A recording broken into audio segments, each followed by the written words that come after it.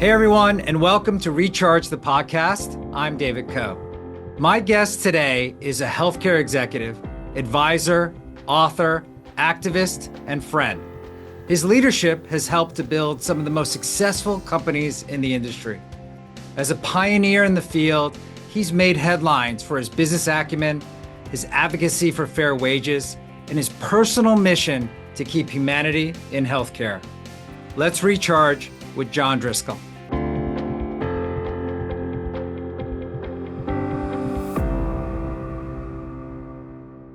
Hi, John. How are you? Thank you for being here today. Oh, great, David. I'm just delighted to be here with an old friend.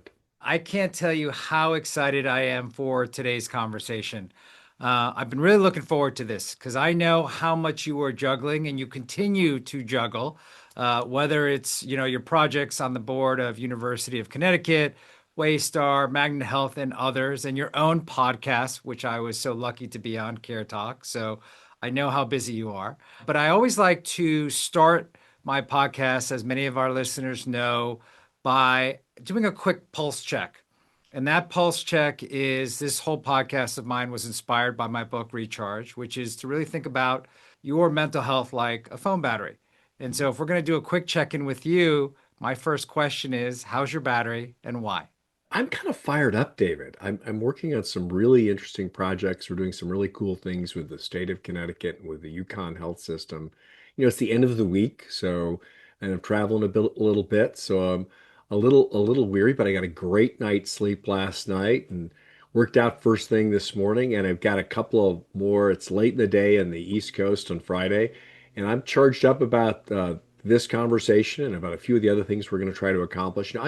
I'm blessed. I get to work on things that I think matter with people that I learned from and that are also interested in kind of service and purpose. And I'm also blessed with a great family and a network of friends that help me recharge and remind me of why purpose is so much a part of the center of what I try to do.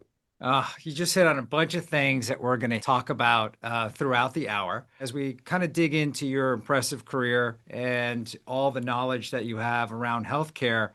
I wanted to just talk a little bit about the personal connection you have to the field. And that is, you've spoken about this, about your mother, and you've spoken about how, she, as a nurse, you've got to really understand and have a really idealistic view of what nurses actually do.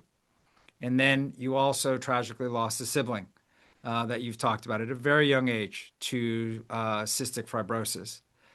How did those experiences shape your view of healthcare? I think I was really lucky that my mom trained as a nurse and was very proud to be a nurse. And David, at 92 years old, she still refers to herself as a nurse. And so, and so my first introduction to a healthcare professional was someone who was really heart-centered and Mhm. sort of thought about caregiving, before clinical. And so for me, that sort of gave me a bit of a North Star in terms of how I thought about the right kind of care in healthcare. For my sister died when I was young, and she barely she died in the first year of life. Mhm. Um, but when you see someone who you dearly love struggling to breathe in a tent, and everyone's just trying to keep her alive, you realize, even when you're a young person, the privilege of life and how fragile it is. And I think that the thing about cystic fibrosis is not just the burden of losing a sister, which was, a deep wound in my family, but just this sense of the fragility of life brought into, in acute focus when, electricity goes out and firemen have to come to keep the tent going. It's Mhm. keeping your sister breathing. But also watching how a generation later, my cousin's son, who has cystic fibrosis, Mhm. has every possibility to live into a bright adulthood. And the beyond the wound, the fascinating thing about cystic fibrosis, having watched the investment of biotechnology and caregivers and new therapies, the transformational aspect of Western medicine at its best. And so I Mhm. suppose I take from my mother this notion that the heart's got to be at the center of caregiving, and from my sister just the how important what we do at any level in healthcare, whether you're helping clean bedpans or cure cancer, is to the essence of life, and then the possibility that really transformational things can happen even within a generation. Transformational things for a disease that was a death sentence for every child that had it up until the relatively recent history, and now is a manageable disease in many Mm. ways. Well, thank you for sharing that, John. So much of what you said there seems to have also shaped you're really thinking around whole person care. Very early on in your career, whether you were at Oxford Health as an SVP, and you really saw some of the challenges around Medicare and the system of Medicare and Medicaid, and in coordinating care for patients in need. And I was struck by how early you actually were really talking about whole patient care. For our listeners and audience here who are watching in, can you first kind of help us understand the definition of whole patient care, and then really talk to us about what you saw back then about why you felt it was so important? Well, first of all, David, I think the glib way is that for too many people, their healthcare mission, they're part of the healthcare system is as a billing event. And Right. for too many of us, we are a transaction that the healthcare system needs to process and only sometimes pay for. And the the interaction with the healthcare system is very transactional. You've got a problem, you go to the ER, it gets fixed. You have a heart attack, something happens. But our health is actually related to so many other things. Mm. And I think that for me, when I had the privilege of being very early involved very early on in some of the earlier Medicare, care for the elderly, Medicaid, Mm. care for the poor, managed care programs in New York Metro, it was just so very clear to me that um, things like food insecurity and connection to the community, social connections for lonely elderly people were directly related to healthcare Mm. vulnerability. That um, for poor mothers on Medicaid, that simply access to predictable transport to the OB was Mm. as much a problem as their non-compliance Yeah. with whatever care regime was there. And so the the in many ways the solution to avoiding an epic bad event or changing the arc of chronic disease had much more to do with making sure people had food on the table and transportation and access to the care that they needed. Mm. That if you wanted to solve the healthcare problem, you had to step back and look Right. at the person's life in context. I mean, a classic example, David, is that a lot of solutions in the classroom or the boardroom for solving the problems of the poor don't build into the notion that a lot of poor people are working more than one job. They're actually extremely busy. Yeah. A mother on Medicaid may have a couple of kids and a complicated situation with his or her landlord and is trying to juggle a bunch of things. And so the solution isn't solutions that the healthcare system says, well, you can need an appointment in the middle of the day, 2 weeks from now. That is between 9 and 5, isn't necessarily responsive to their needs. An elderly, aging, you know, immigrant from another part of the world who is surrounded by has no social network and modest English may have a much harder time interacting, no matter how accessible the healthcare system is, because you're not dealing with the underlying issues of social isolation and morale Mm. um, that are directly related again to being able to get access to care, the care you need, and being attentive to the things you need to do to stay healthy. It was, if you spend what I did is I just spent time in neighborhoods and trying to shadow patients and members of the people we served. And it quickly becomes apparent that the healthcare system is really good at solving the problem in front of it. But to solve healthcare, we need to look at where the person sort of sits in the community and how their healthcare challenges fit or don't fit in their life. I want to double click on something. You did spend time in those communities. You Sure. know, you did go and really try to understand what was happening. Too often, actually, I think so many of us, we kind of sit back, and I've heard this from others, and they let others do that on their behalf. You, as a very senior executive, actually went into those communities, saw what was happening, and that helped to inform and shape a lot of your thought process.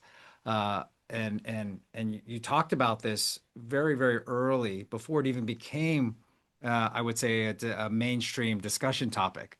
If I'm correct there.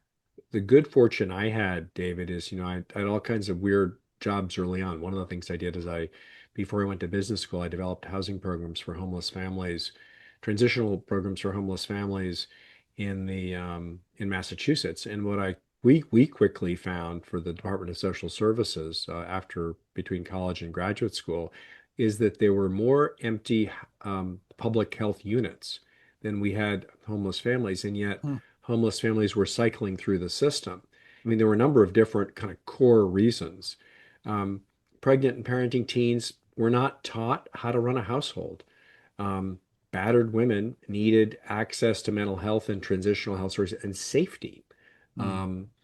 Um, People who had drug or alcohol addiction, opioid use addiction really wasn't as big then, but it was there, needed to get to have drug treatment integrated into their transition off of the streets. I didn't in a few years of working, I never met a family that wanted to live in a shelter or get stuck in a hotel or motel without a kitchen. But the underlying social problems, if you will, the underlying reasons they ended up losing their homes, battered women or whatever, weren't being addressed. And so unless you sort of stepped back and dealt with the whole person, and that sort of gave me a great lesson, and I immediately transitioned when I had the good fortune to start Medicare and Medicaid and really lead that at Oxford. Um, Gave me sort of, I guess it humbled me about what the healthcare system might not know and what I needed to learn. Well, John, I want to take that and continue the conversation because you want to go back to 2013 and the time you became CEO of CareCentrix. And when you became CEO, it was struggling. And you kind of did something there that was, I would say, a bit unconventional. You froze the compensation for your executives, but you actually doubled the compensation for many entry level wage workers. What was your thinking behind that? And what gave you the conviction that it would work? Well, I think you do a lot of stuff in business or life, David, where you just try to do the right thing. You hope not just that it will work, but you'll make it work. And this was one of those things where I just felt it was a moral imperative. I was fortunate enough to get that job in 2013, and within the first week, I realized we were about 70% off of the plan that the investors had. The stock had dropped by about 80%, and we were down to about $5 million in cash. I guess Huh. we were over half a billion in revenue, and that's just not much of a balance sheet, particularly when we had a lot of debt. But it was quite clear to me because I spend a lot of time, again, just talking to our frontline employees, that people who were picking up the phone, paying the claims, that they were struggling. I had the minimum wage at the time then, and it was at $7.25 an hour. That's 13 years ago. It still is that in 19 states, which is kind of ridiculous. Hmm. And I had one employee who asked for an advance on her salary. She was living in her car with her child and Hmm. was a very happy customer service rep, but was looking to get a security deposit. And another employee who explained that she had been burned out of her apartment. There was a fire had started, and that she just needed to borrow money and wanted to raise some money from the senior management to raise money for diapers for her child. Once you start to open the aperture to have conversations about where people are in their lives, people will share some very honest stuff, pretty tough stuff. And no one was looking to they weren't asking for a pay raise, Dave. They just were looking to find a way to gap themselves to the point where they can continue to work at CareCentrix. We had a very high turnover rate, and the our company at the time, like many, didn't put two and two together.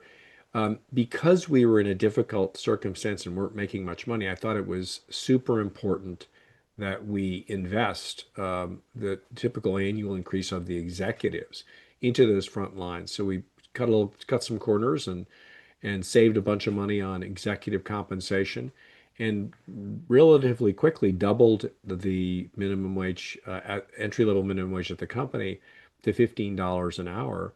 And I thought that was essential because that was got people close to or better than a living wage. And for Florida and for Connecticut, where we were had most of our employees, it was, I think, a necessary investment. I just don't believe you can starve people for success. I think there's a 100%. very, very high cost for low poverty wages that a lot of companies don't realize. And for me, I believe that it wasn't just paying more to our front line was important, but it was also important that the executives send the message to the company that we're in this together. And That's the right. most sincere way to do that was to freeze their own salaries, including mine. And we weren't just, again, going to be trying to, uh, you know, treat people, to try to get people as little as we could. We were going to invest in them so that they could have a job that would pay them a living wage. And I believed that at the time, if we invested in our team, in our people, and we invested in this broader notion of team and fairness, that it would really pay dividends in terms of company success. Yeah. And I was absolutely committed to make sure that we would be successful. Yeah. Yeah. And look, the outcome, and you were, and we'll get to that in just a moment. But again, it was 2013. We were pioneers at the time. Subsequent to that, you've seen at JP Morgan, Walmart being my favorite example, really move wages up. When I was at Walgreens, we briefly got Walgreens committed to Yeah. that as well. They seem to have fallen backwards, but we were very early on. I want to ask you about the just employee response. So you go out and you do this. What was the employee response like throughout the company, if you can kind of take us back a little? Yeah. And what Yeah, results I did you end you up know, seeing? the business results were the business over the next 9 years grew by 3 or 4x, and the value of the business grew by more than 4x, and we ended up selling it for, around $1 billion to Walgreens. Um,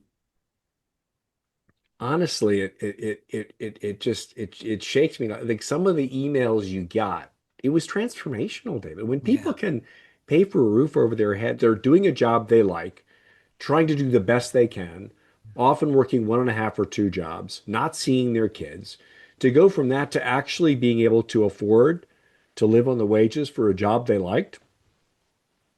I mean, it brought tears to your eyes. I mean, some of the Mm. responses were were quite moving. I think first incredulity, like you're going to increase our wages for what? Like, no, just because it's the right thing to do. So, secondly, wow, I can actually focus on my job. To third, just deep appreciation of the fact that, and perhaps that, we live in a very cynical time, but maybe this is a company where we really are all in it together. And that was that sense of team and purpose and connection and alignment with, what we say when we say our employees are our most important asset. We have to invest in it, in our most important asset. But the human response was amazing, and we continue to do all kinds of things, like we put a ceiling on healthcare costs so that the out of pocket, even though inflation kept going up, Mm. was never, never, never, Love never that. unaffordable. We offered financial literacy training to all of Mm. our employees so that people could understand how to fix their credit scores, how to build a budget, how to kind of manage their household. We did, a number of things that helped people take advantage of the good wages for good jobs that we were creating. Because I think to some degree, like healthcare costs eat things up. People don't know how to manage, manage necessarily their affairs in a complicated financial environment. And yeah, no, it was it really built a deep, resilient sense of team, which really played out because we had to also navigate some pretty tough healthcare challenges over the next 9 years. At one point, we lost half of our revenue and had to actually cut executive salaries, substantially reduce headcount. In that moment, people actually they knew that we were totally transparent, Mhm. that we had done everything we possibly could, and many of those folks that we had to move out actually expressed a great deal of regret that they had to leave. And then when we doubled the size of the company again, many of them got hired back and That's were great. delighted to. When you invest in your team, it doesn't mean you sort of invest without a sense of return, um, but it does validate this notion of a team-based company, which Mm. allowed us to navigate some very, very difficult circumstances over time and allowed us to not just grow the company once, but grow it twice. Well, there's so many elements here of when you talk that even go back to where we started this conversation around whole patient care. And when you really talk about the physical, the mental, but also, the financial components, family support, your environment, you were kind of creating this environment that made it so you could optimize and your employees could boost productivity while paying for, the daily kind of life by doubling their wages. So you were kind of, yeah, I see these pull through elements that you have from earlier in our conversation in terms of what you were doing when you were at CareCentrix. I think it's all part of a philosophy of how you kind of live a life of purpose and try to not just live a good life yourself, but try to provide it for others. And we also crowdsourced ideas on charity and social engagement in every community we played with, we hired in. And I thought that was really important because when people are a little bit more connected to their community and do a little bit of charity, they also form deep personal connections with each other. And that wasn't top down; it was really organic from the different departments and locations.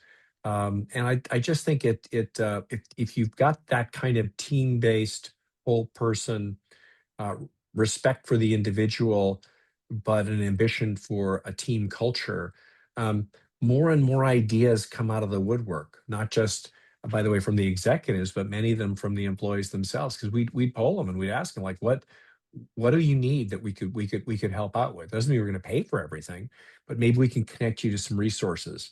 What would you like to do? I'd like to spend a little bit more time doing charitable stuff with folks from our team. I'm like, okay, well, we'll set up we'll make it easy for you to do that and set up those kind of connections. I think, the things that people really want out of life, Dave, you need to, the average employee wants to be paid fairly.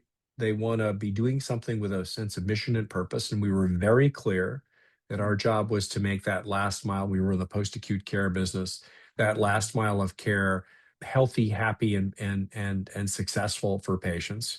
And they also want to have some notion of connection That's right. and respect. Mhm. And that we really focused on all of that and promoted, hired, promoted, and supported people at every level who had those values. I love that. Hey, so thanks everyone for watching. Our conversation with John was so insightful that we just wanted to keep it going. So stay tuned for part two.